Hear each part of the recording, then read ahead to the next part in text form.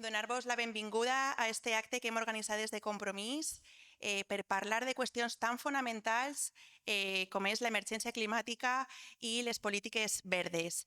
Unes polítiques que impregnen tot el nostre programa electoral i que dins d'esta voràgine de campanya electoral en el que cada dia tenim un acte diferent, un anunci diferent. Nosaltres, des de Compromís, volíem vindre ací a un lloc emblemàtic de la ciutat, com és el centre del Carme, i tindre una reflexió tranquil·la en gent que sap sobre la temàtica, sobretot científics que tenen moltes coses a dir sobre aquesta qüestió. Així que, per començar, sí que me voldria fer referència a una xicoteta introducció, a algunes idees que sorgissin quan estàs preparant aquest tema. I jo crec que no hi ha dubte de que cada dia més hi ha persones que estan més conscienciades sobre la qüestió del canvi climàtic i estan cada dia més preocupades i busquen a partits polítics i a referents polítics en la qüestió mediambiental. Ho fan perquè, entre altres coses, en el nostre dia a dia i precisament enguany, estem vivint de manera molt present com està afectant-nos el canvi climàtic. Estic parlant de les altes temperatures que estem tenint ara, a hores d'ara, en mesos que no correspon. Estem parlant dels grans incendis que s'han provocat malauradament a l'interior de Castelló. Estem parlant també de l'estrès hídric que està vivint la península Ibèrica.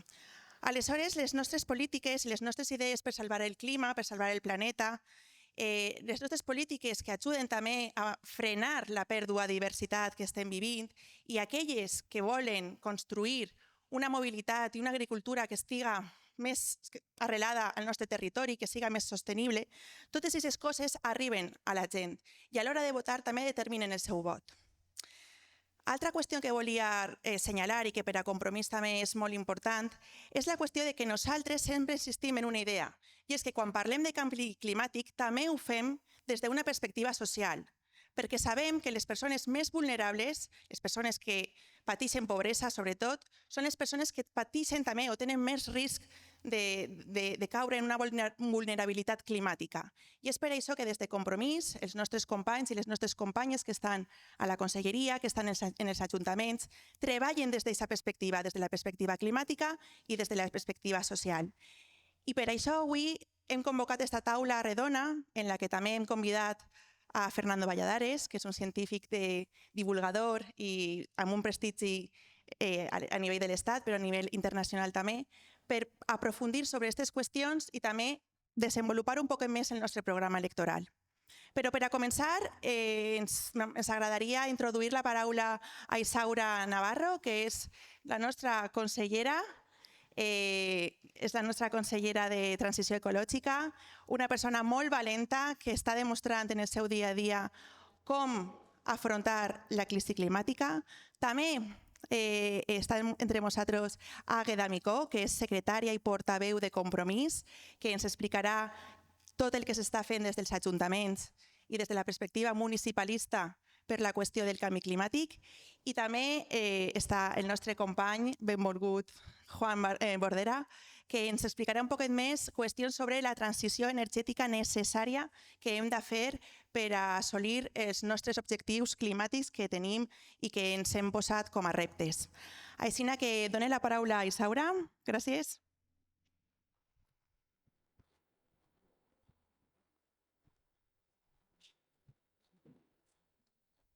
Moltes gràcies, Paula. Jo la veritat és que també estic molt contenta de que l'acte se faci així perquè està al costat de ma casa i com estic coixa me venia bé.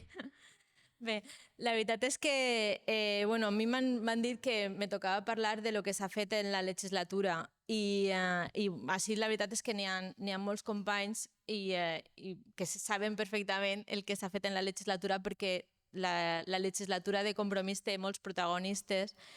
I així tenim, per exemple, a Graciela, que ha fet un treball excel·lent. També tenim a Juan Ponce, que també ha treballat moltíssim. Són dos diputats excel·lents que ens han representat molt bé a les Corts Valencianes. També tenim molta gent que està en el govern. Com sempre, està Imma, està Rosa, està Ofèlia també, que també des de Salut Pública treballa en el mateix, perquè al final, de fet, la primera vegada que vaig conèixer a Fernando va ser en Salut Pública, precisament, que em vaig quedar bocabadada, estava ahí com, què diu este home? M'encanta. Sí, sí. I que després te donaren el reconeixement, el premi, i jo vaig dir, pues està molt ben donat, mira, este sí que me pareix bé. Este sí que sí. Perquè pues ens va explicar molt bé també esta idea del One Health, que la veritat és que l'expliques d'una manera que s'entén molt bé i que t'alerta de la situació de risc en la que ens trobem. I és una situació que avui precisament he llegit l'últim informe que diu en això de les onades de calor i la sequera que patim al nostre territori, a tot l'estat precisament, que no és una cosa que hagi vingut i siga temporal, sinó que és un increment de temperatures que ha vingut per a quedar-se i que va a ser molt pitjor. Molt pitjor, i això també significa una major evaporació dels nostres aqüífers, per veritat, Graciela, que s'ho sap molt bé, i significa que la situació nostra és encara més delicada.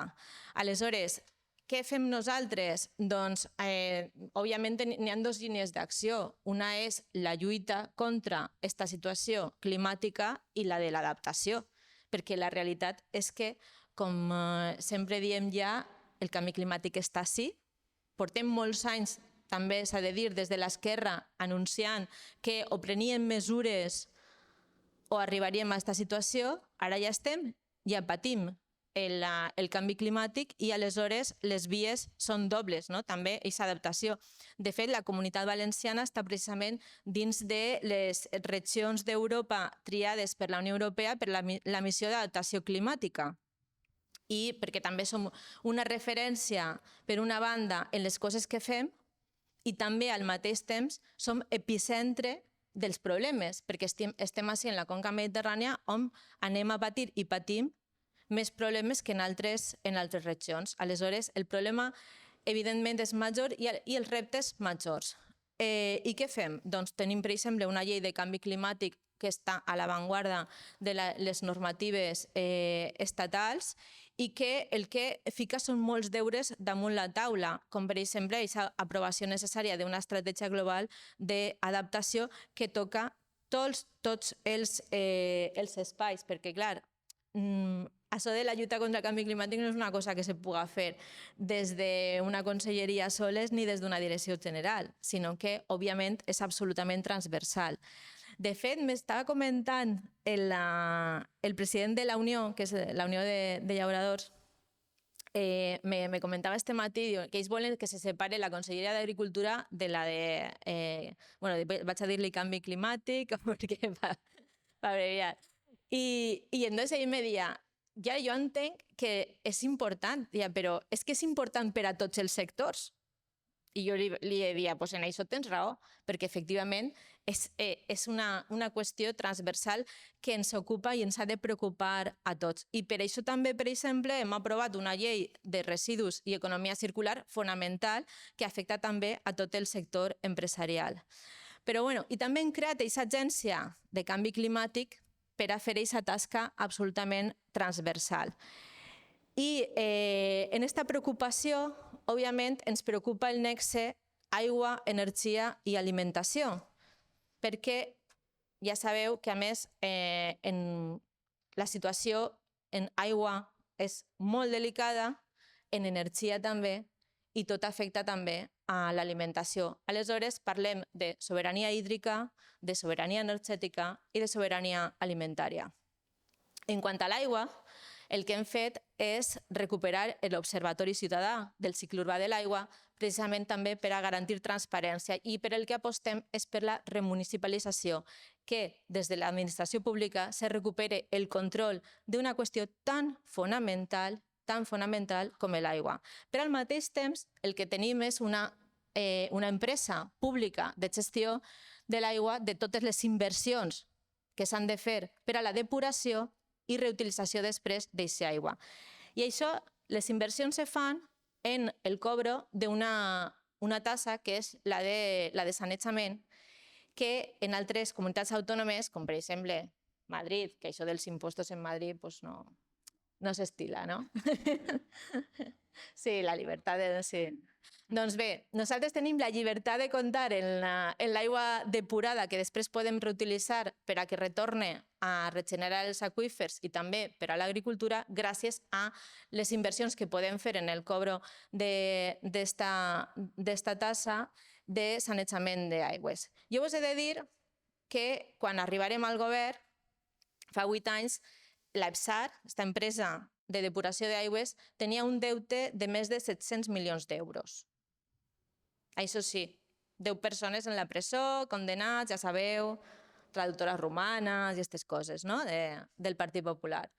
Doncs ara el que tenim és 500 milions d'euros en caixa en els que estem fent més inversions que mai. Estem en el sud d'Alacant en una depuració d'aigües del 100%, i estem pujant la depuració d'aigües en tota la comunitat, que està en una mitjana del 60%, gràcies precisament a les inversions que se fan. La mitjana de l'Estat està entre un 7 i un 12%, i nosaltres estem al 60%. Això és gràcies a la llibertat de recaudar diners per a poder després regenerar aquesta aigua i utilitzar-la per a regenerar aqüífers i, com deia, agricultura i sobirania alimentària. Perquè al final, com estava comentant abans, això està tot interrelacionat i ens hem de preocupar de tot. I això també suposa preocupar-nos de on ubiquem la fotovoltaica. Clar, perquè aquesta idea de que les mateixes empreses que han fet el que els ha donat la gana i han contaminat més que ningú, siguen les que ara decideixen on s'ubiquen les macroplantes per a fer negoci i continuar guanyant molts diners, doncs tampoc és la idea que tenim des de Compromís. La nostra planificació no va per ahí. Aleshores, fem informes molt rigorosos, tant per part de paisatge com per part de la Direcció General de Medi Natural i d'Avaluació Ambiental, amb la finalitat de tindre molt clar que una macroplanta no suposa cap perjuí al nostre territori, a la protecció de la biodiversitat i al futur que hem de protegir. I en aquest sentit, el que estem fent, que estava previst en la llei de canvi climàtic a molt de criteri, i jo crec que el PSOE no se'n va donar molt, és l'establiment dels criteris per a determinar quines són les zones de desenvolupament prioritari per on d'anar les fotovoltaiques sense que supose cap perjuí al nostre territori. Perquè el que no considerem adequat és que on tenim plantats oliveres, almelers o el que siga, és a dir, on tenim plantacions que estan donant els seus fruits, gent darrere que està treballant aquest camp, que s'està preocupant i que a més suposa també una protecció en la defensa front als incendis i gent arrelada al territori del món rural que s'arranque tot això i se fiquen les macroplantes. Aquesta no és la nostra idea ni de present ni de futur. Tot el contrari. I per això s'hem ficat d'acord tots els que volíem ficar-nos d'acord, tot s'ha de dir, per a establir aquests criteris.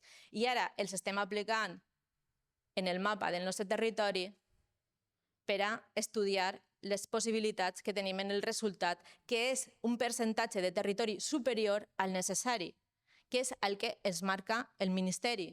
Això sí, com tu també comentes sempre, ens estan demanant més energia de la que realment necessitem, quan el plantejament ha de ser un altre. Perquè en aquest moment, quan parlem d'adaptació, també ens hem de plantejar quina és la quantitat d'energia necessària. I això s'ho ha de plantejar cadascuna de les empreses i tots els sectors productius, perquè el model ha de canviar, perquè el model no és sostenible. I això també està marcat en la llei de canvi climàtic. Al mateix temps, òbviament, el que fem des de la Conselleria i el que plantegem des de Compromís és el apostar per les comunitats energètiques locals. Què ens ha passat fins ara? Doncs que des del Ministeri no s'havia encara transposat la directiva europea que parla de comunitats energètiques locals. Aleshores, la gent ha tingut molts problemes per a desenvolupar aquesta eina fonamental de sobirania energètica. Ara està en tramitació i nosaltres ja hem fet les nostres al·legacions per a millorar i que siga més democràtica la constitució d'aquest instrument clau per avançar en aquesta sobirania. I en quant a autoconsum, que era més senzill, som la Comunitat Valenciana líders d'autoconsum en relació a la resta de comunitats autònomes. I això és perquè estem darrere en mesures que han ajudat precisament a aquest desenvolupament, en desgravació d'IRPF, també en l'IBI en molts ajuntaments que s'ha acordat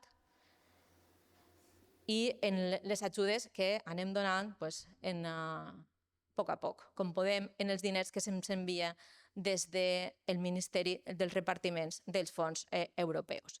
Aleshores, apostem clarament per autoconsum, zones de desenvolupament preferent, per sostres, per polígons industrials, per terrenys degradats, per espais que no fan mal i que no suposen un perjuí a, com dia, la nostra sobirania alimentària i el futur del món rural, del que parlem molt quan arriben les eleccions i després se volen prendre decisions que, òbviament, el perjudiquen en gran mesura.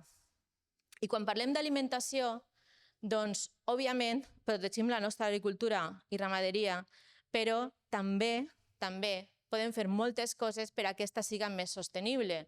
I, de fet, nosaltres tenim aprovats els nostres plans de transició ecològica i ara mateix també dupliquem la mitjana estatal en producció ecològica.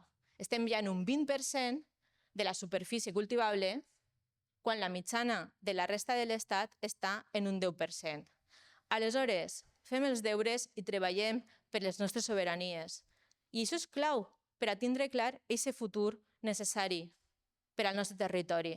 I segurament tot això ho fem perquè sí que estimem aquesta terra i perquè estimem a la gent que viu en aquesta terra i no com altres que tenen altres interessos i estimen altres coses, diguem-ne, altres coses. Aleshores, continuarem treballant de segur en la propera legislatura en aquestes línies, en garantir la protecció del nostre territori, com aquest gran equip que hem sigut i continuarem sent. Moltes gràcies.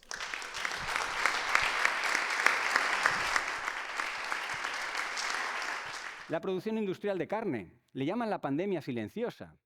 Está generando una tremenda resistencia bacteriana, la quinta parte de la resistencia bacteriana, que quiere decir que antibióticos que nos curaban ya no nos curan. Eso es lo que es la resistencia bacteriana. La estamos generando por producir carne de forma industrial, porque hay que atiborrar de antibióticos animales que los hemos puesto a crecer muy juntos, y eso, lógicamente, para un virus o una bacteria es el paraíso en la Tierra. Bueno, podríamos estar hablando de muchas otras, digamos, gamberradas ambientales que acaban cayendo sobre nosotros, ¿no?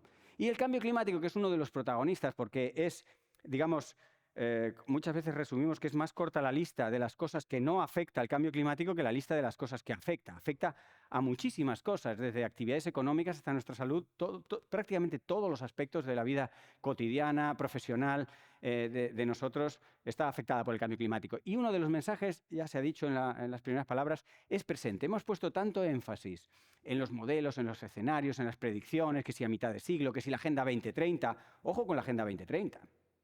Está a la vuelta de la esquina. Pero claro, 7 años, pues yo qué sé. Pero llevamos 8 y no hemos hecho nada, ya podemos ir corriendo. Bueno, el cambio climático está aquí. Y el cambio climático es muchas más cosas que eventos extremos. Solo lo voy dejando caer un poco. Es muchas más cosas. Por ejemplo, estamos sobrecogidos y muchos días estamos intentando entender mejor qué pasa en Ucrania y qué está ocurriendo allí. Bien, nuestro cerebro de primate, bastante limitadito, se preocupa por la muerte violenta. Hemos sido entrenados evolutivamente durante millones de años para evitar la muerte violenta. ¿Cuánta gente muere en un conflicto bélico? Bueno, sumándolos todos los conflictos, incluyendo a Ucrania, son unas 125.000 personas que mueren cada año. Le sumamos 100.000 bebés y les sumamos unos 200.000 personas civiles que de forma indirecta también mueren. No llega a 500.000. Son unas muertes tremendas. No las estoy justificando, pero empalidecen con las muertes por el cambio climático. Son 100 veces más las personas que mueren por cambio climático. Es muy difícil estimar exactamente quién muere por cambio climático. Normalmente te mueres de un accidente cardiovascular o de una enfermedad infecciosa o de otros problemas que han sido disparados o facilitados por el cambio climático. Se estima que son decenas de millones de personas que mueren cada año por el cambio climático. Destinamos globalmente el 6% del Producto Interior Bruto a gasto armamentístico y defendernos de la violencia y solo un 2% a defendernos del cambio climático. Está un poco cambiado. Nos estamos gastando el dinero en defendernos de lo que no nos mata. 100 veces menos nos matan los conflictos. Pero nuestro cerebro primitivo se asusta con aquello. Hoy en día sabemos que hay más de 1.000 vías de infección que el cambio climático está afectando. Para ilustraros estas interconexiones, las cosas en el medio ambiente no ocurren separadas, ¿no? El cambio climático no está esperando a la vez a ver si se termina la pandemia o si ya hemos resuelto la contaminación por plásticos. Ocurre todo a la vez y una ilustración de las muchas que podemos hacer es más de la mitad de las enfermedades patogénicas, más de la mitad causadas por virus, bacterias, pero también por invertebrados, tipo gusanos, por otros animales parásitos. Todas las patogenicidades, la mitad de ellas están amplificadas por el cambio climático. El cambio climático, además, es tangible. Para aquel que lo niegue, hay varios tipos. Hay básicamente 3 tipos de negacionistas y es interesante distinguirlos porque cada uno tiene un tratamiento distinto. El que no sabe, pues bienvenido a cosas como la de hoy.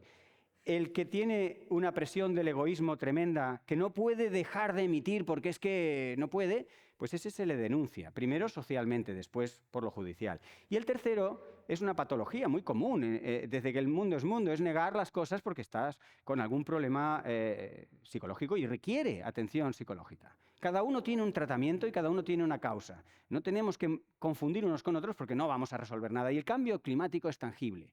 Las ascripciones de fenómenos extremos como los que vimos el año pasado, donde en San Sebastián se alcanzaban temperaturas inéditas y que se fueron rompiendo durante el verano los récords térmicos, que una ola de calor que en promedio duran en España, en promedio en los últimos 30 años son de 9 días, el año pasado duró 46, la adscripción matemática de esos eventos puntuales, de esos récords, al cambio climático ya prácticamente no tiene duda en el ámbito científico.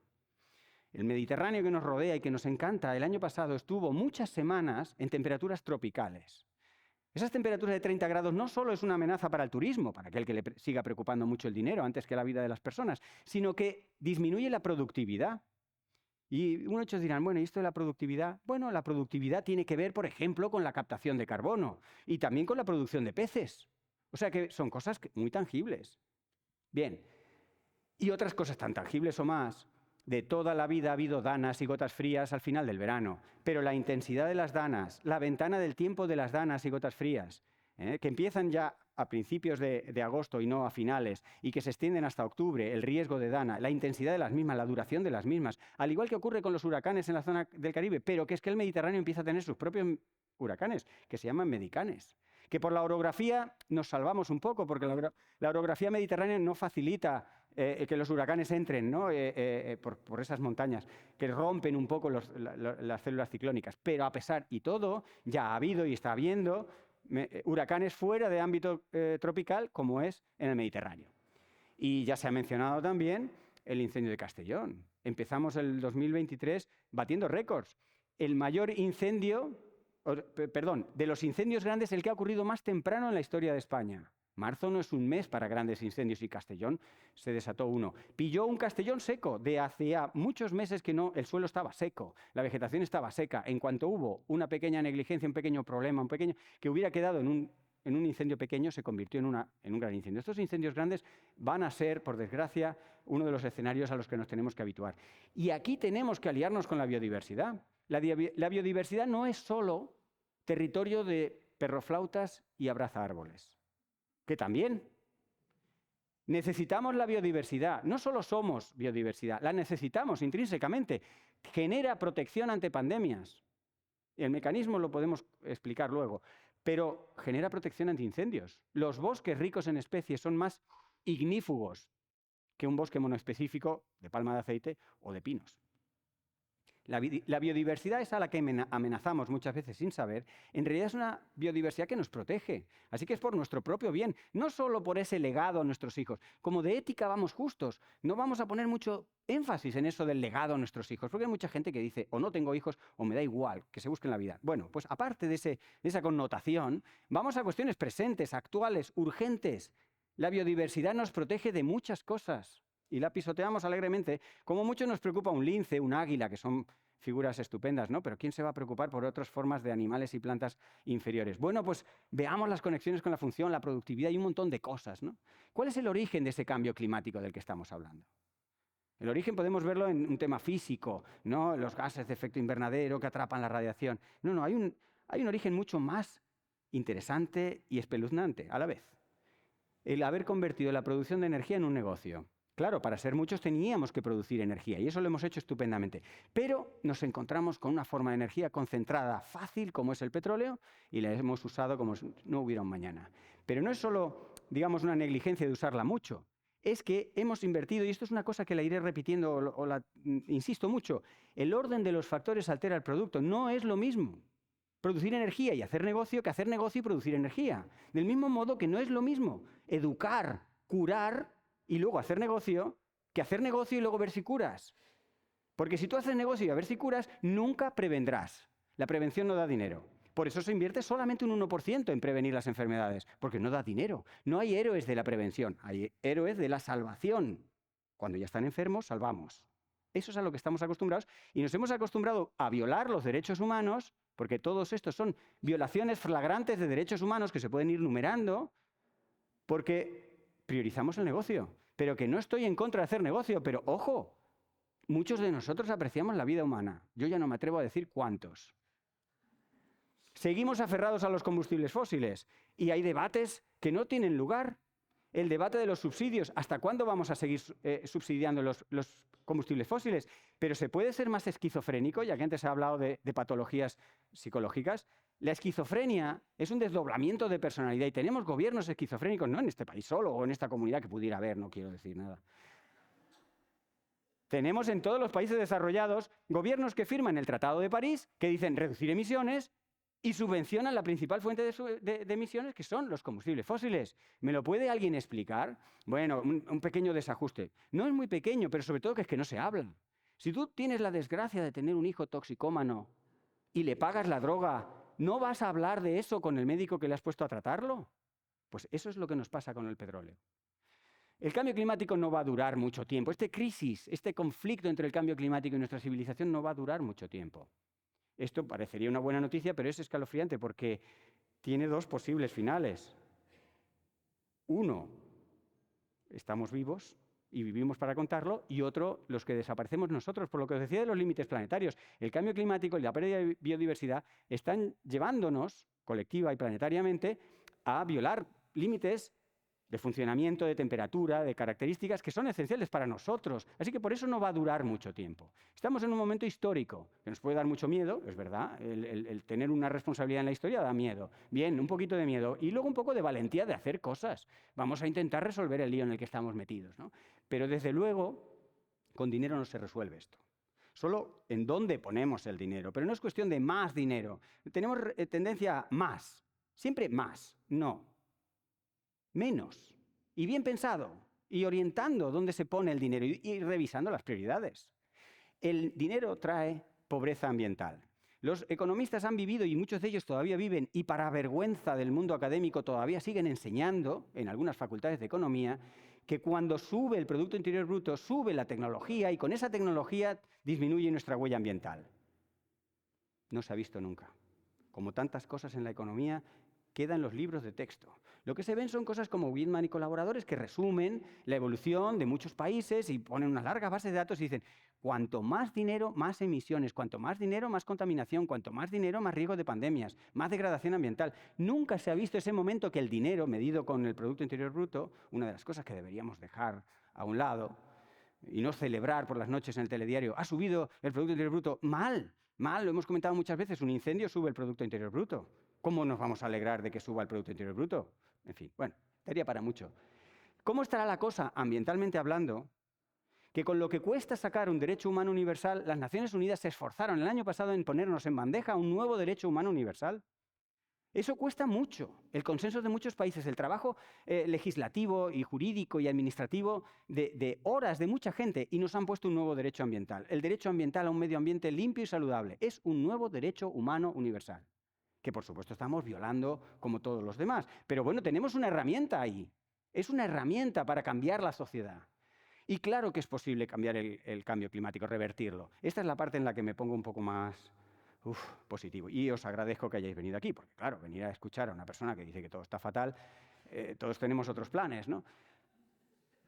La ventana se cierra sería el resumen del último informe del IPCC. El IPCC es este organismo intergubernamental que reúne el conocimiento científico y cada X años produce un gran documento, bastante difícil de digerir porque es muy técnico, es muy largo, que tiene, esto es una pequeña introducción a cómo funcionan estas cosas, tiene un resumen, que es prácticamente lo único que se lee la gente. Esas 3.000 páginas del informe no las lee nadie, son muy técnicas, ahí quedan, y solo algunos de nosotros navegamos entre ellas. Pero hay un resumen. Me recuerda aquello de la Biblia y el catecismo. Pero bueno, tenemos ese resumen, pero ese resumen de 60 páginas es el único momento en el que, establecido desde el origen de todo este procedimiento hace más de 30 años, las naciones firmantes del tratado pueden entrar a poner comas, puntos, borrar frases, editar. Y ahí empieza a haber una labor de poda y selección. Uy, este científico polaco, qué incómodo es.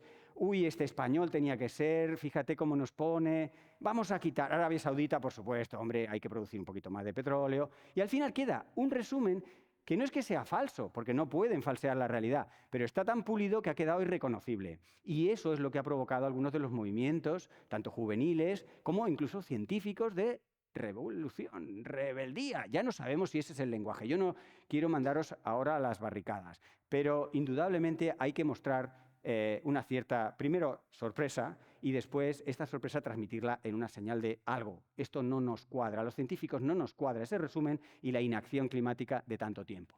Aquí hay 3 pasos que seguir. Entender, bien, yo creo que vamos entendiendo, pero no basta con eso.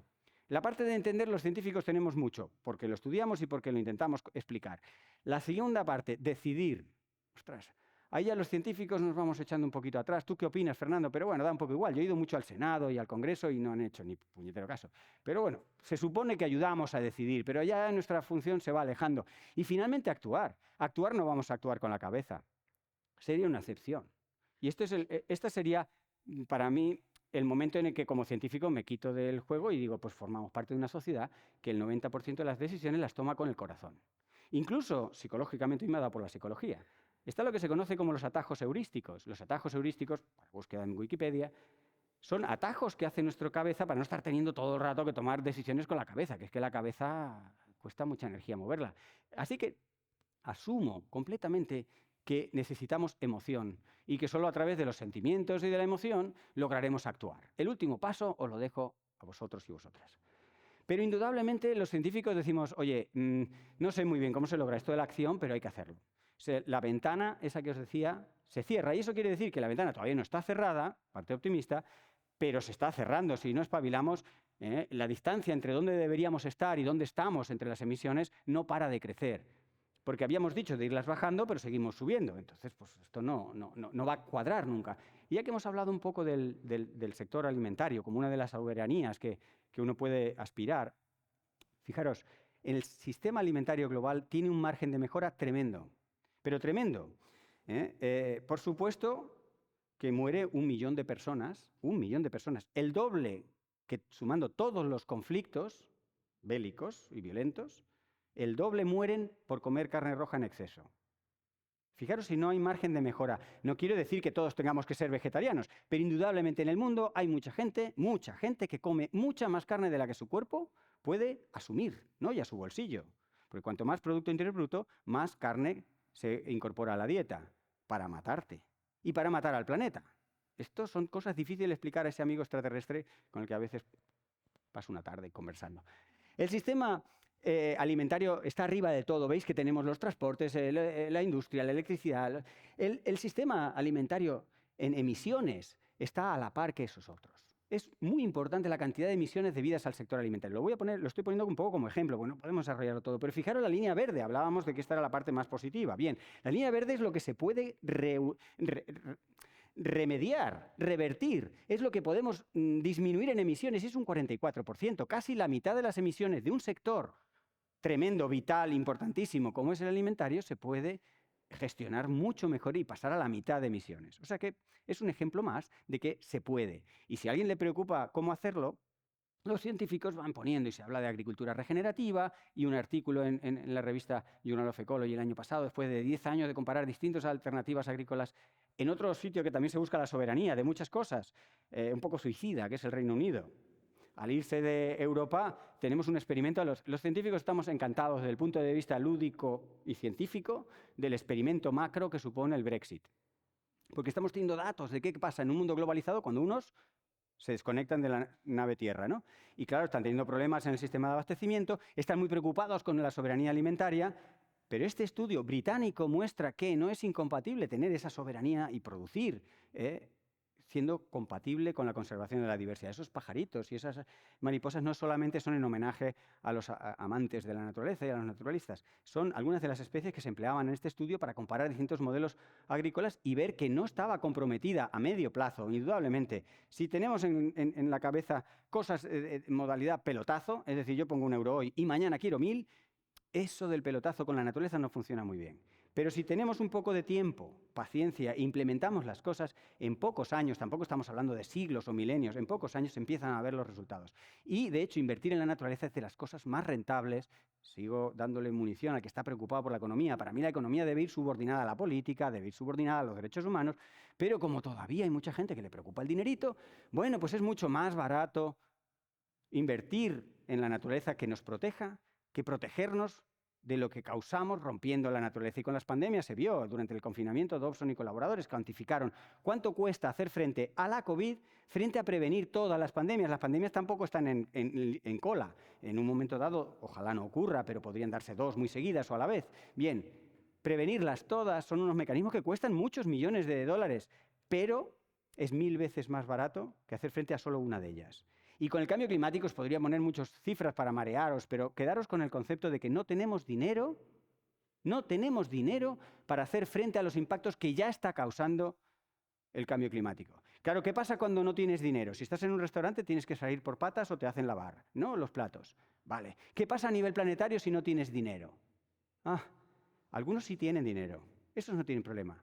Pero globalmente no tenemos dinero. ¿Qué pasa? Por ejemplo, Pakistán, inundaciones porque se le derriten unos glaciares a los que ellos no han contribuido más que en un 0,3% con sus emisiones a que se fundan. No están ni inventariados las cosas. Las agencias de seguros en Pakistán ni saben lo que hay allí. Les han dado 30.000 millones de dólares por darle algo y se estima que es bastantes órdenes de magnitud más lo que se perdió en Pakistán. Pero es que en California, que sí está todo mucho más inventariado, las agencias de seguros se declaran en bancarrota cuando grandes actores y actrices que han podido pagar pólizas multimillonarias por poner un chalet de madera en el medio de un bosque que se prende fuego, lo han podido pagar, ha venido el momento del incendio y las agencias han dicho, lo siento, es que se han quemado varias, no tenemos dinero. Que no hay dinero. Estamos enfrentando una crisis que económicamente no podemos afrontar, ¿no? Y aquí es donde hace falta acudir a algo que a mí me motiva y que yo creo que en parte está en el hecho de que hayáis venido esta tarde aquí, que es la sensatez de la gente. Para mí es una confianza que tengo ciega, un día igual me caigo del guindo, pero espero que no. Siempre encuentro motivos para reafirmarme en que la gente es sensata. Hablaremos de las asambleas ciudadanas como un ejemplo de sensatez. Este dato, el 74% es para España, gente que está dispuesta a tomar medidas más estrictas, más severas, más incómodas, más eficaces para mitigar el cambio climático. Claro, el sur de Europa está más propensa la ciudadanía a estas medidas porque está viendo más de cerca estos problemas, ¿no? Ahora hacen falta políticos valientes, porque ¿cómo se mide la valentía en política? Hay una variable muy sencilla, que de hecho se utiliza en revistas científicas, no es mi opinión, es el riesgo que está el susodicho político o política capaz de asumir de no ser reelegido. El riesgo a la no reelección es un estimador de valentía política. Claro, muchas de las medidas, si no da tiempo a explicarlas, si no van acompañadas, no sé qué, son impopulares. Es mucho mejor prometer agua en el desierto o que bajando los impuestos suben los servicios públicos. Eso es mucho más sencillo. Pero prometer la realidad basada en la ciencia, igual te arriesgas. Fijaros qué pasa, siguiendo con esto de la sensatez de las personas. Hablando del sistema alimentario, cuando se hace una encuesta, el 95% de los europeos están de acuerdo en reducir la cantidad de carne en su dieta, debido a comprender lo suficiente. Sin embargo, las instituciones y las empresas bajan a un 20%. Claro, es que es un negocio, lo de la carne es un negocio. Crecimiento es prosperidad. Esto lo podemos desarrollar cuando queráis. He dedicado vídeos, he dedicado algunos de los mejores momentos de mi vida a explicar por qué el decrecimiento es prosperidad. Y lo hago precisamente para desafiar la noción que tenemos de que decrecimiento es volver a las cavernas. Ni mucho menos. A las cavernas vamos de cabeza con el sistema en el que vamos violando la termodinámica y los límites planetarios. Y apelando, ya voy acabando, apelando a la sensatez de la gente, pero sin habérselo esperado, porque esta encuesta la hizo la patronal francesa. La patronal francesa iba de sobrada, como suelen ir muchas patronales, hizo una encuesta y se encontró, para su propia sorpresa, que no es capaz todavía de reponerse del sofoco, que el 67% de los franceses están a favor del decrecimiento, de croissant. Fenomenal. La sensatez. Esa sensatez que a veces no exhibimos cuando estamos en situaciones de estrés o estamos en determinados entornos, cuando hay tiempo para reflexionar, aflora, ¿no? La realidad es dura y compleja y no necesitamos entenderla toda. Para eso dejarnos, por favor, a los científicos, que nos encanta hacerlo. Pero desde luego lo que hay que hacer también es duro. No es fácil, algunas cosas son incómodas y estoy diciendo que se puede, no que sea fácil. Sabemos lo que hay que hacer. Lo que pasa es que no llega el momento de reducir emisiones. No sé qué nos pasa, que sí, hay que reducir emisiones. Ay, pero hoy no. Decisiones apoyadas en la ciencia es una de las cosas que necesitamos. Claro, podéis decir, como científico, ¿qué va a decir? No lo sé, yo os lo dejo ahí sobre la mesa. Pero también basadas en la naturaleza, aprovechando el músculo que tiene la naturaleza y lo rentable que es protegerla y aliarnos con ella en lugar de pelearnos con ella. Y también en la gente, por estos argumentos de sensatez. Apoyémonos en la gente. Ni le obliguemos a la gente a hacer cosas, ni le obliguemos a la naturaleza a seguir proyectos que son nuestros, y escuchemos los escenarios por los que podemos transitar haciendo una cosa u otra que lo dice la ciencia. Es una sugerencia. Desde luego, lo que nos está dando muy mal resultado es apoyarnos en nuestras decisiones en la economía y en el corto plazo. Esto son dos seguridades para darnos un gran, colapso, si queréis llamarlo así, o un gran golpe de realidad. Necesitamos, además, ir uniendo cosas, porque tenemos tendencia a amplificar lo que nos separa y lo que nos diferencia. Pero si aquí hay dos cosas así como muy gordas que nos deberían unir a todos, que es preocuparnos por estar vivos, por ejemplo, no sé, cohesionarnos, y hay una cohesión que la está pidiendo a gritos y que a veces se ejemplifica en países como Francia, momentáneamente, que es la cohesión entre el ambientalismo y el sindicalismo. Pero si es gente y naturaleza y los límites no están claros, si somos naturaleza y la naturaleza nos necesita a nosotros a ella, pues unamos dos movimientos, no solo por ganar masa crítica, sino por ganar en claridad en las prioridades. Así que yo lo dejo por aquí. Podría estar hablando mucho rato, pero hasta aquí. Gracias.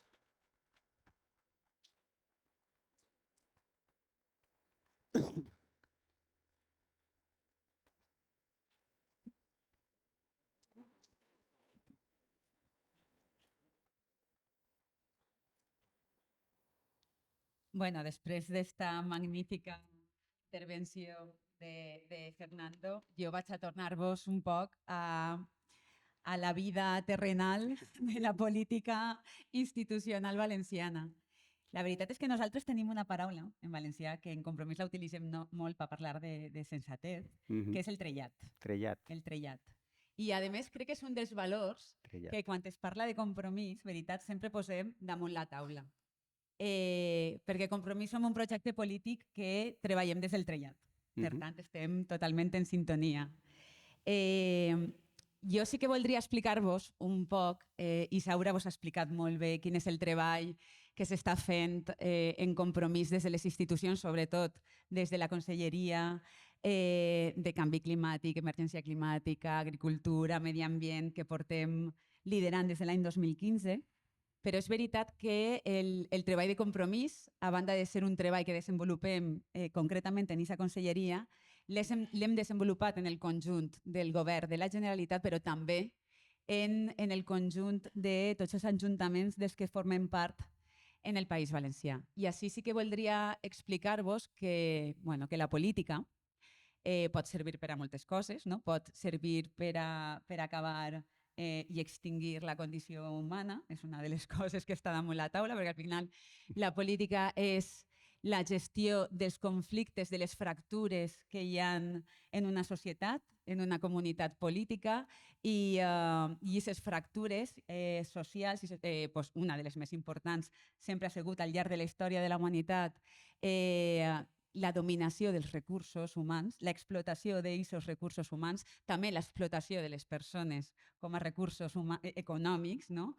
Per a la dominació d'uns pocs i a favor dels interessos d'uns pocs. També han hagut fractures identitàries, fractures de gènere, fractures de molts tipus, però aquestes concretament jo crec que són les que ens han portat en aquests moments, l'avarícia i les ganes de determinades persones de poder acumular riquesa, ens han portat a una situació límit, no? En el que el sistema capitalista actual ens està abocant a una situació molt complicada. I la política pot servir per a agreujar aquest problema, però també pot servir per a lluitar des del trellat contra aquestes fractures que trobem en qualsevol comunitat política i en qualsevol comunitat social, i en aquest cas estem parlant des de l'àmbit planetari. Doncs Compromís som un projecte polític que des d'un xicotet país de l'estat espanyol de 5 milions de personetes està intentant des de fa molt de temps fer política lenta però segura, fer política de base, fer política amb unes persones que militen, que creuen realment en allò que fan, que no veuen la política com un instrument per a forrar-se, tot al contrari. La gent que formen part d'aquest projecte polític ens costa molts diners de la butxaca, ja us ho dic, i molt de temps que li llevem a les nostres famílies, però ho fem molt a gust. I crec que això és importantíssim, perquè els projectes polítics, els moviments socials, per exemple, Juan, forma part d'un moviment, i Fernando també, en el que intenteu fer molta pedagogia i explicar que la política partidista no és l'única a través de la qual ha de vindre la solució, impregnar, ojalà puguem tindre injeccions i ficar-li trellat a la gent a través de vacunes. Puguem utilitzar vacunes de trellat per a que la gent tingui aquesta percepció, però hem de fer molta pedagogia. I vosaltres la feu des de l'àmbit científic, des de l'àmbit social, però jo crec que nosaltres també estem fent-la i vull reivindicar el paper de Compromís des de l'àmbit institucional. I vull reivindicar-ho des de la base del treball que portem fent durant molts anys i que en aquests moments que hem tingut l'oportunitat, que la societat valenciana ens ha donat l'oportunitat de poder governar les nostres institucions, estem aprofitant-les per a intentar fer polítiques, a favor de les persones i també a favor del territori en el que vivim. El present, ens estem jugant el present i el futur del nostre país i del planeta en el seu conjunt. Si arriba aquesta extinció dels éssers humans, a nosaltres ens pillaran treballant.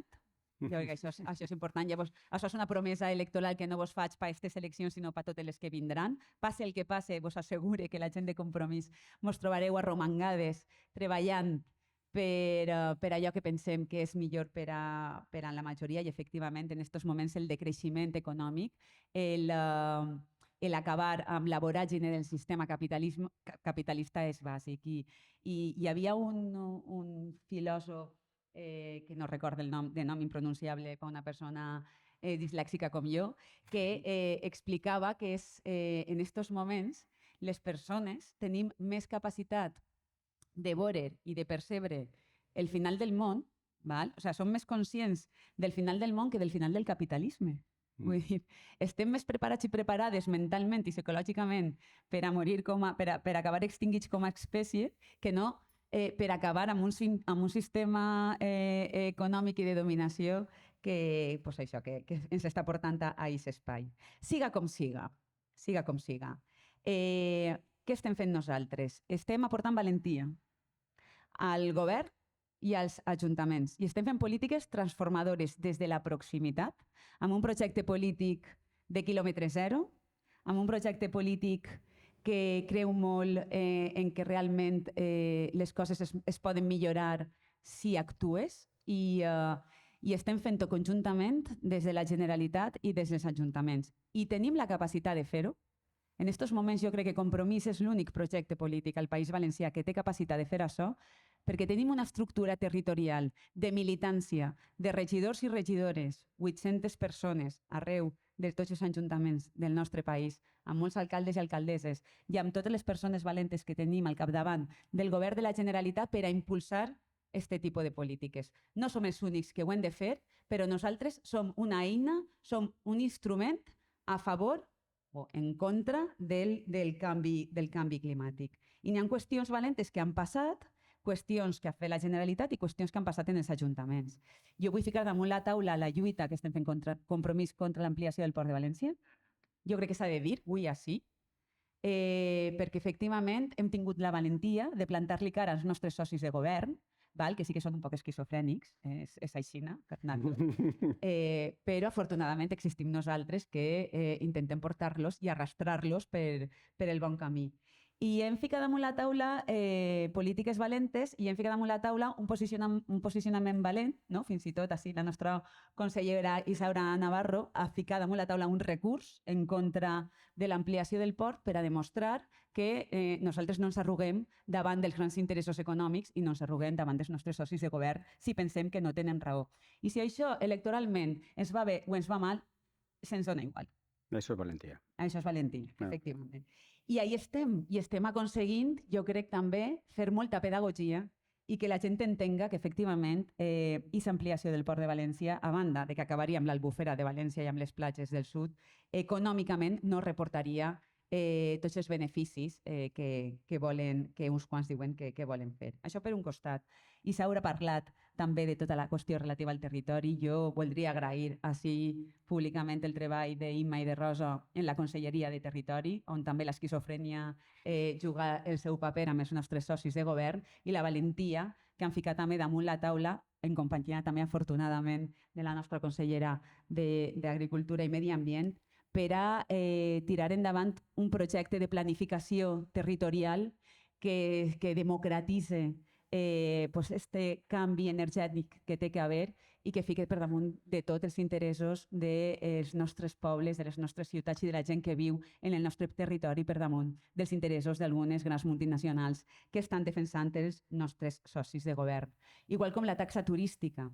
Igual pugueu pensar que estic parlant de coses de país i que no estic parlant de coses municipals, però en realitat va totalment de la mà, perquè tot el treball que se fa a nivell de territori en les tres conselleries, en les dues conselleries que lideren Compromís, Economia, Agricultura i Medi Ambient, i on estem presents també amb Imma i amb Rosa en territori, estan fent un treball conjunt molt important per apostar per les comunitats energètiques locals i per l'autoconsum i per a ficar damunt la taula una altra forma de fer política que tampoc es pot produir si els ajuntaments no estan en sintonia en aquest treball que vol fer la Generalitat. Per això és tan important l'exèrcit de regidors i regidores que tenim arreu del territori, arreu del País Valencià, impulsant les polítiques valentes i impulsant en aquest cas en concret les comunitats energètiques locals. Allà on hi ha un govern de compromís, s'estan promocionant comunitats energètiques locals que estan sent exemple a seguir per a altres pobles i ciutats.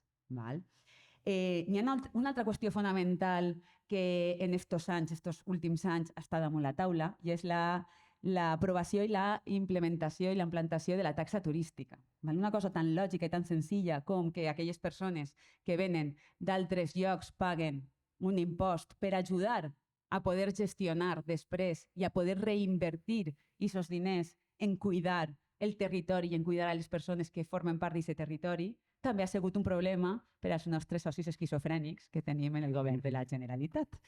I al final hem acabat també imposant-se amb molta cabuderia, i així veig a diputats i diputades de les Corts, Graciela, Juan i Carles Esteve, també el veig per ahí darrere, que heu tingut la capacitat de plantar-li cara als nostres socis i d'aconseguir que aquesta taxa turística es pugui aplicar, s'aplicarà a nivell municipal, a partir de l'any que ve ja està aprovada i ja vos puc assegurar, i això és una promesa electoral, ja que estem en campanya, vaig a fer-les, en tots els ajuntaments on governi Compromís, la taxa turística serà una realitat a partir de l'any que ve, que ja ens ha costat prou suar per a poder aconseguir-la. Però a banda d'això, hi ha altres qüestions que els governs de Compromís, els governs el govern del nostre país, de la Generalitat i els governs municipals s'han ficat damunt la taula. Per exemple, una qüestió tan bàsica i tan senzilla com la implantació de xarxa llibres, de tot un seguit de... Bueno, el que hem aconseguit així al País Valencià és que tots els xiquets i xiquetes de totes les escoles del País Valencià tinguin els llibres gratuïts.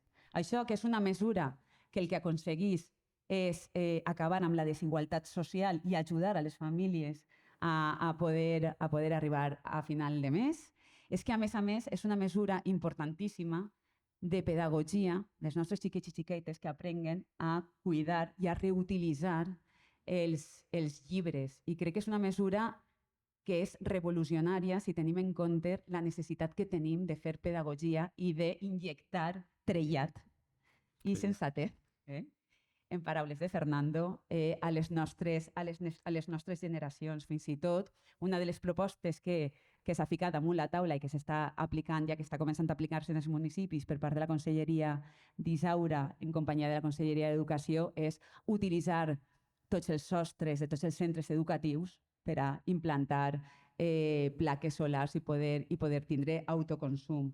Però, a més, des de la Conselleria d'Economia crec que també s'han fet coses molt importants, també conjuntament amb els ajuntaments, i és tota una inversió econòmica que hem fet per a millorar els polígons industrials.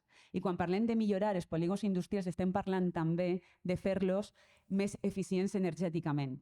I això són inversions que es fan, que també s'ha fet la Diputació de València en la que estem governant per a totes les escoles i centres educatius públics, però també s'està fent en els polígons industrials i crec que és molt important perquè al final hem d'apostar també per el sector productiu propi, hem d'apostar per aquest sector productiu propi perquè també hem de desturificar el producte interior brut del País Valencià. No podem dependre tant d'aquest turisme depredador que tenim, que ens tenen acostumades així a este país, i per tant cal una transició energètica, una transició econòmica i fer inversions en aquest canvi de paradigma en els sectors productius i apostar també per aquesta forma de produir amb mecanismes d'innovació que siguin més sostenibles. I per tant això és una qüestió també fonamental. Però a més, i està també una batalla,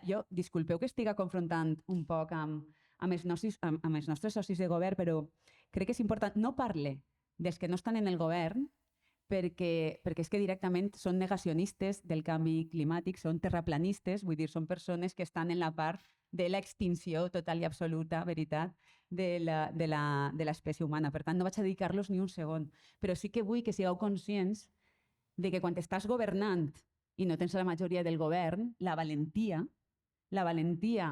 de governar amb uns socis que formen part del sistema i que entenen que el sistema capitalista amb totes les seues característiques és la via per la qual s'ha de desenvolupar la política i s'ha de desenvolupar la vida, ens genera molts mals de caps, ens genera moltes frustracions, algunes vegades, però també moltes batalles guanyades. I ens fa imprescindibles en el govern, ja siga dels ajuntaments o de la Generalitat Valenciana. Per això estic ficant damunt la taula aquestes determinades coses que igual no poden semblar que no siguen massa rellevants, però jo crec que tenen una rellevància importantíssima en tot allò que fem. I una altra de les batalles, amb els nostres socis esquizofrènics, ha sigut la qüestió del comerç. En la qüestió del comerç de proximitat, nosaltres hem apostat moltíssim pel comerç de proximitat. Hem incrementat un 500% les ajudes al comerç local. I quan estem parlant de comerç de proximitat, estem parlant d'un comerç que té menys petjada ecològica. Quan la gent va a comprar productes de proximitat al seu poble, al seu barri, estem lluitant contra el canvi climàtic i és una cosa fonamental. I n'hi havia una inversió en els governs del Partit Popular de 7,6 milions d'euros. En aquests moments estem invertint 44 milions d'euros en este comerç de proximitat. Doncs bé, vam aprovar, no fa molt, un pla que es diu el PATSECOVA, que la gent que esteu més en el govern el coneixereu, un pla que el que fa és protegir el territori i ordenar i regular les grans superfícies, com pues, grans superfícies tipus Mercadona, Carrefour i totes aquestes grans superfícies que n'hi ha, i intentar adequar-les i acotar-les per apostar per el comerç de proximitat. Val? Doncs vull que sapigueu que van tindre molts problemes per aprovar el Patsecova, que ho hem aconseguit per la valentia i per la capacitat que tenim de portar les coses fins al final, en contra dels interessos de les grans multinacionals alimentàries del País Valencià i dels socis de govern que no volien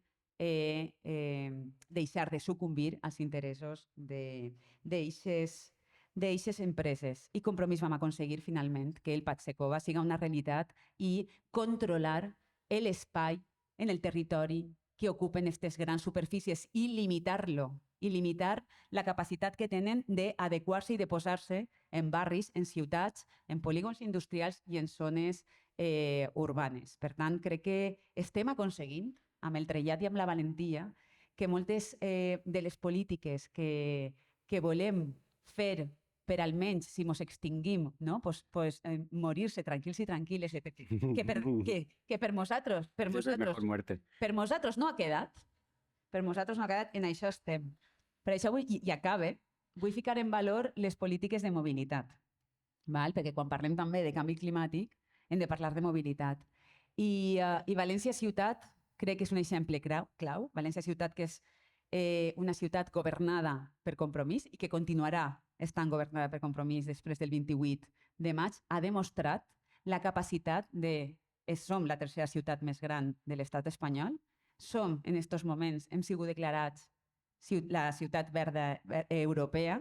Se'ns reconeix el canvi de mobilitat que ha hagut en aquesta ciutat i ostres, hem d'estar orgullosos i orgulloses, la gent de Compromís, de que efectivament, quan estem governant, demostrem que ho fem amb aquesta mirada verda que tots i totes tenim totalment incrustada en les venes de les polítiques que fem en Compromís.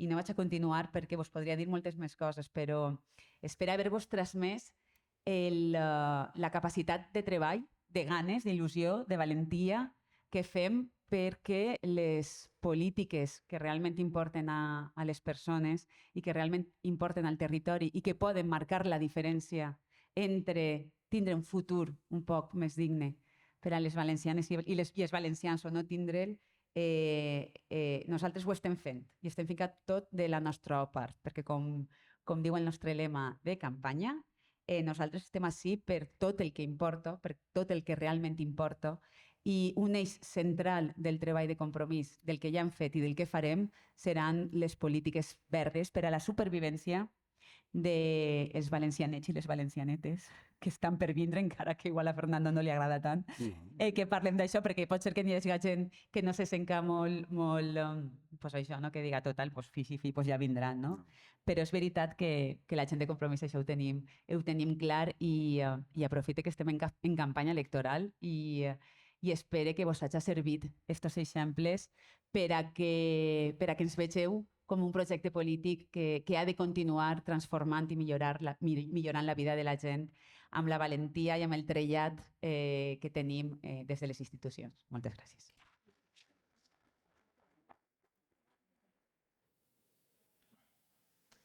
Esto es un anticuñaos. Si os encontráis en alguna cena con alguno que os dice, no, esto del cambio climático... No, pues le podéis poner esta gráfica y enseguida le desmontáis en un argumento. Ahí se ve la correlación tan directa que ha habido entre el CO2 y la temperatura en 800.000 años de historia, que hay mediciones. Y ahí se ve además, como si os fijáis, los picos ocurren cada 100.000 años. 800.000, 700.000, 600.000, es como un reloj suizo. Y esto tiene una explicación. Hay ciclos orbitales que se llaman variaciones, los ciclos de Milankovitch, variaciones orbitales, que son los que han producido los cambios climáticos naturales, igual que ha habido incendios naturales antes de que el hombre estuviera sobre la faz de la Tierra. Pero ahora una especie está provocando este desarreglo, ¿no? Que ya no es ni 400, ahora estamos en 425. Esto explica una cosa también muy peligrosa y que tiene que ver con algo que Fernando ha comentado, ¿no? La nave Tierra. Es un concepto que ya hace 40, 50 años habló del Buckminster Fuller. Estamos como en una nave. El combustible es los combustibles fósiles. Las emisiones de CO2 serían un poco lo que nos mantiene o en el equilibrio o en el absoluto desequilibrio en el que estamos.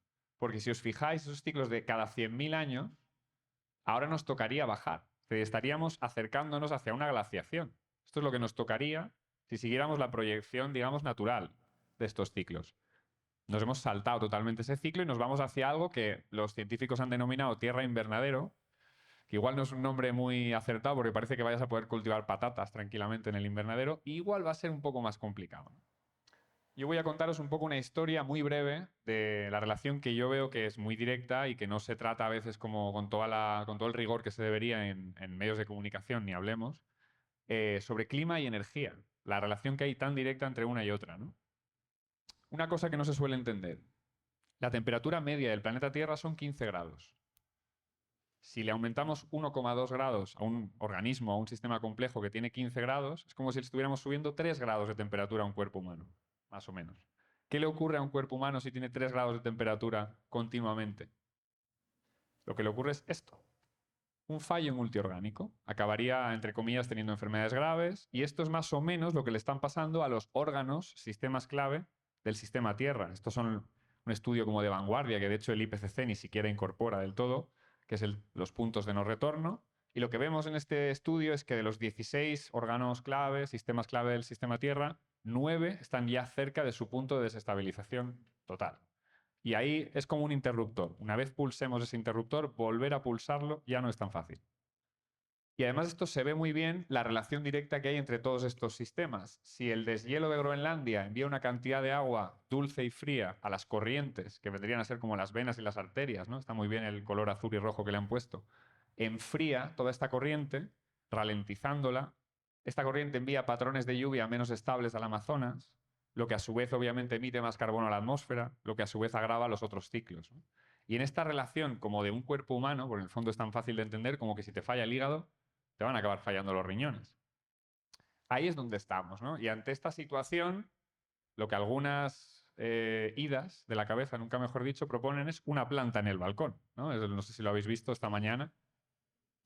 Bueno, pues obviamente necesitamos valentía y sensatez.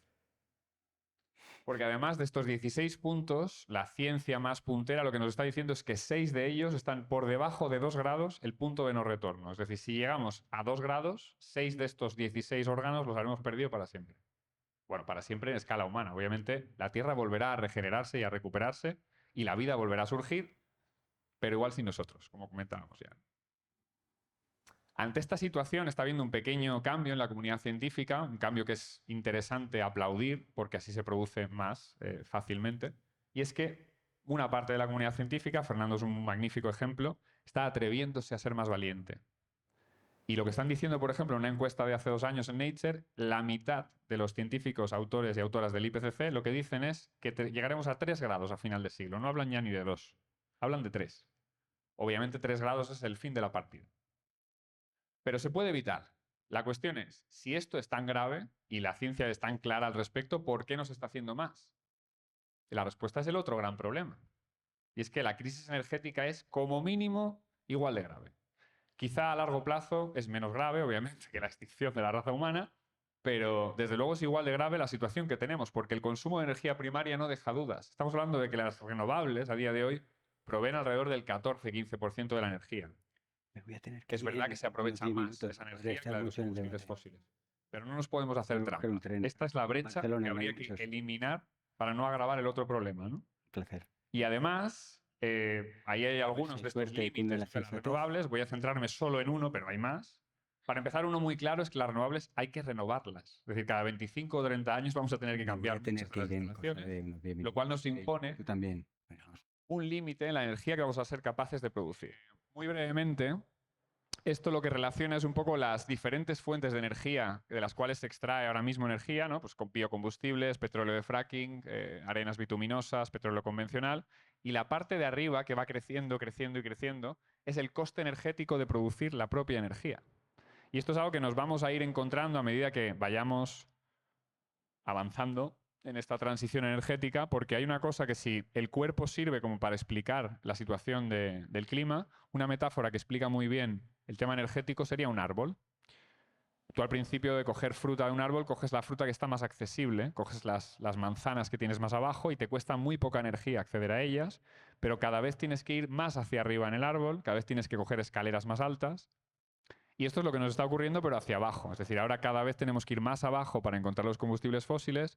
Esos combustibles fósiles, esas frutas, tienen, digamos, más impurezas, no son tan buenos, no ofrecen el mismo rendimiento y por eso el coste energético de producirlas va a ir aumentando con el tiempo.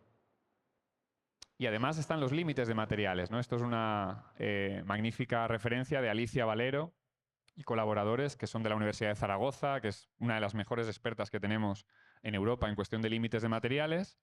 Bien, pues ya en 2017 hacían un estudio del cual para la plata, para el cobalto, para el cobre, cuidado con el cobre, que va a ser yo creo que uno de los grandes limitantes, para el litio, para el níquel, para la mayoría, ¿no? Bueno, para 14 de estos minerales clave, lo que nos encontramos es que las reservas no alcanzan ni siquiera para la demanda que se espera para 2050. Entonces, el planeta tiene límites y es algo que no se puede negociar con ellos. Y ahora es cuando viene la valentía y la sensatez de la gente. Y esta propuesta yo creo que es muy interesante que se entienda el potencial que tiene. En la Asamblea Ciudadana por el Clima del Estado español hubo una propuesta que a mí me parece como especialmente interesante remarcar el mensaje que lleva asociado, y es hacer pedagogía sobre el decrecimiento, que es una palabra que hasta hace poco parecía como tabú, pero cada vez es menos tabú. Ahora mismo se acaba de terminar la conferencia Beyond Growth en el Parlamento Europeo. Han estado las mejores cabezas del planeta debatiendo sobre decrecimiento.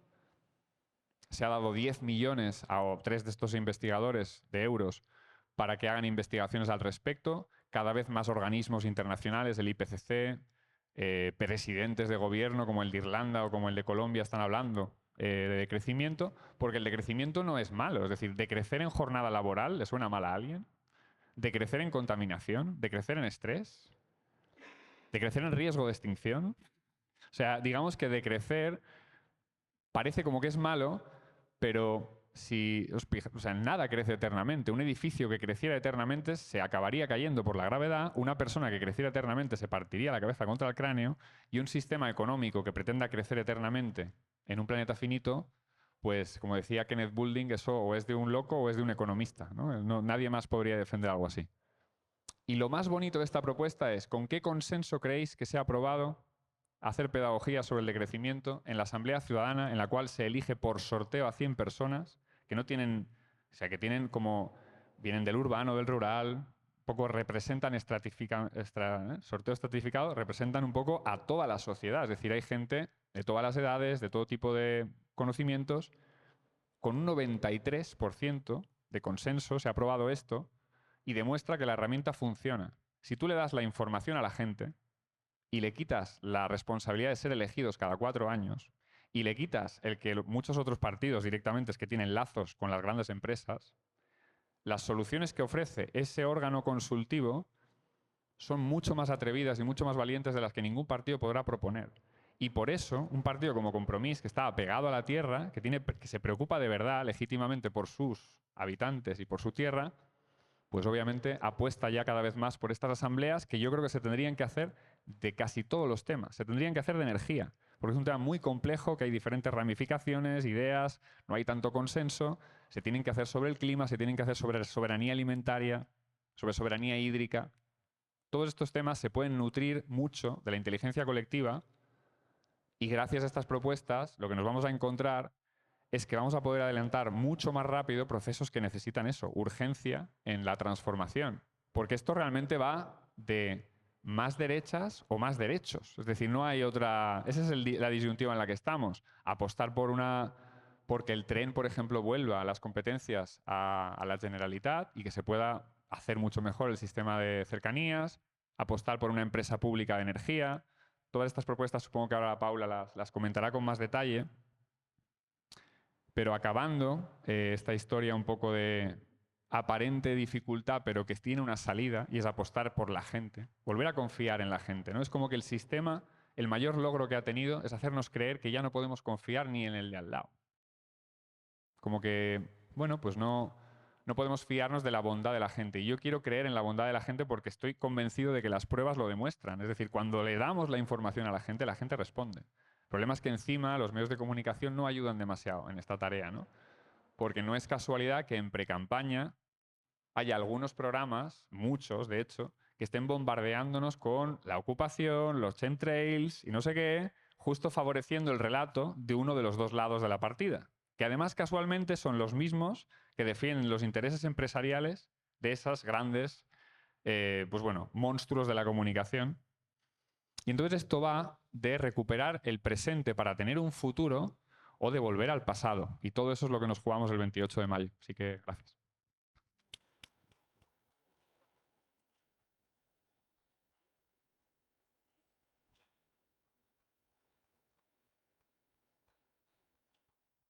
Vale. Moltes gràcies, Juan.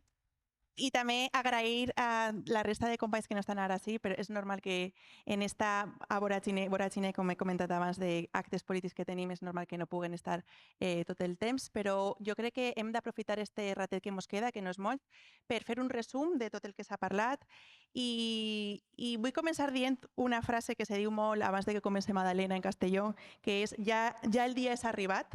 Jo crec que nosaltres ja l'hem començat, però jo crec que el missatge que hem de donar ara mateix és un missatge d'esperança i de dir ja el dia s'ha arribat per a l'acció climàtica.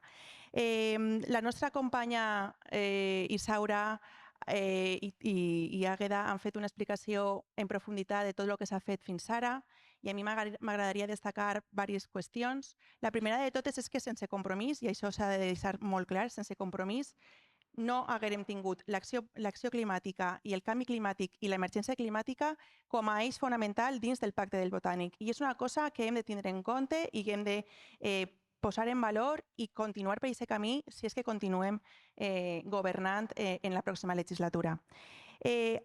Isaura ha fet referència a diverses de les qüestions que ja s'han dut a terme i jo destacaria que ha comentat dos lleis que s'han aprovat al llarg d'esta legislatura, gràcies també als companys diputats que han estat treballant de valent, com és Graciela i és Juan Ponce, dos lleis molt importants, que és la llei de canvi climàtic i la llei d'economia circular. Són dos lleis que ara hem d'agarrar-les i exprimir-les al màxim per a precisament posar en marxa totes les qüestions que ens ha desgranat molt bé des d'un àmbit científic i jo crec que la política, com ha comentat Fernando Valladares, la política se fa en el cor, però també en el camp científic i tenint en compte tota aquesta evidència científica que ens ha explicat avui. La posarem en marxa. Posarem en marxa un nou model energètic en el que, com ha comentat Juan Bordera, estiga la ciutadania en el centre, que tinga en compte les places, la gent, que la gent pugui anar i demostrar què és el que vol i com volen que siguin aquestes polítiques. Jo crec que en l'Ajuntament de València ja s'han començat a fer aquesta innovació ciutadana que jo crec que se podria extrapolar també al País Valencià, que és molt interessant i que, per exemple, tenim un lloc de referència a la nostra ciutat com són les naus. Així que per aquest camí hem de continuar treballant. També hem parlat de les sobiranies alimentàries, la sobirania de l'agricultura, i jo crec que és fonamental continuar pensant en de què manera anem a adaptar-nos i anem a mitigar les conseqüències del canvi climàtic en l'agricultura. I per això hem de parlar d'aigua. És fonamental. Una de les nostres propostes dins del programa electoral és fer una llei valenciana d'aigua en la que se tinga en compte tot el cicle de l'aigua i se posi com a dret fonamental l'aigua i a partir d'ahí desengranar la resta de qüestions. També hem parlat de mobilitat. Jo crec que no és d'estranyar, és una qüestió que en Compromís estem parlant des de fa molt de temps, de la qüestió de la mobilitat. No hi ha millor transport públic si és que no se pot agarrar la bicicleta que el tren. I nosaltres des de fa molt de temps estem apostant per aquest ferrocarril que arribi al màxim de llocs possibles. És increïble que en pobles com és Campo Robles o inclús la nova llei de transport públic que vol fer l'Estat diga que si cal s'hauran de retallar i si cal, si és una qüestió perquè no hi ha una eficiència econòmica per a mantenir obertes les línies de ferrocarril, seria millor tancar-les. Per a nosaltres això és la política totalment contrària que volem dur endavant i per això nosaltres continuarem reclamant, com ha dit bé abans Juan Bordera, recuperar la competència en matèria ferroviària. També s'ha comentat una cosa que jo crec que és molt important, que Compromís no actua soles. Compromís som un partit que és seriós i entonces ens agrada mirar a Europa, ens agrada mirar al món i estar ben pendents de lo que està succeint en l'exterior. I veiem en bons ulls els objectius climàtics que s'ha posat la Unió Europea, però nosaltres també som més ambiciosos i en qüestions, per exemple, com a nivell de les ciutats, València també ha decidit anar més enllà i apostar per la neutralitat climàtica per a que arribi a 2030. Ara també hem comentat la qüestió del decreixement i n'hi ha una proposta molt interessant en aquest respecte, també ho ha comentat Àgueda Micó, en la qüestió de que tots els nostres indicadors econòmics se basen en el PIB. Doncs bé, una de les qüestions que volem fer i volem dur endavant dins d'una estratègia valenciana de transició justa és que precisament a través de l'Institut Valencià d'Estadística generar nous indicadors alternatius al PIB que mesura el benestar percebut per la ciutadania de València i tinguen en compte també la sostenibilitat, el benestar, com dic, de les persones, etc. I arrelat això, m'agradaria destacar una altra vegada més tot l'impuls que s'ha donat per part de Compromís en aquesta reducció de la jornada laboral a 32 hores i a 4 dies, que continuarem impulsant. Estem contents de que també així a València s'hagi fet aquest experiment social que pront tindrem fruit dels indicadors i que seran importants tindre en compte, així com a nivell de l'Estat, que també gràcies a la insistència de Compromís s'ha posat en marxa una prova pilot. I bueno, jo crec que de manera resumida, més o menys ja ho hem comentat tot. Podríem estar parlant de moltes altres coses, però jo crec que també per una qüestió de respecte als que han vingut a veure-nos i també per la sala i el temps que teníem pactat, crec que ho deixarem així. I moltes gràcies per la vostra assistència i endavant.